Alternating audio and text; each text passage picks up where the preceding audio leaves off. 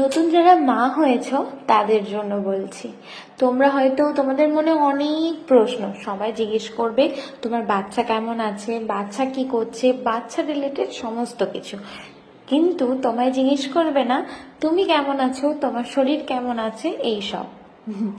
তো একটা মা সারা রাত জেগে তার বাচ্চার টেক কেয়ার করা, তাকে ফিডিং করানো, সমস্ত কিছু কিন্তু তার মায়ের দায়িত্ব। আর এই সময় কিন্তু একটা মায়ের সাথে সাথে যেরকম বাচ্চার অনেক সবকিছু চেঞ্জেস আসে, একটা মায়েরও কিন্তু সমস্ত কিছু চেঞ্জেস আসে। তার মেজাজ খিটখিটে হতে থাকে, তার রূপচর্চা, শরীর চর্চা কিছুই নেওয়া হয় না।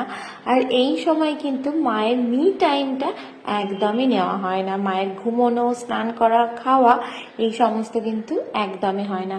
তাই একটা পরিবারের দায়িত্ব সেই মাকে টেক কেয়ার করা, তার কেয়ার করা।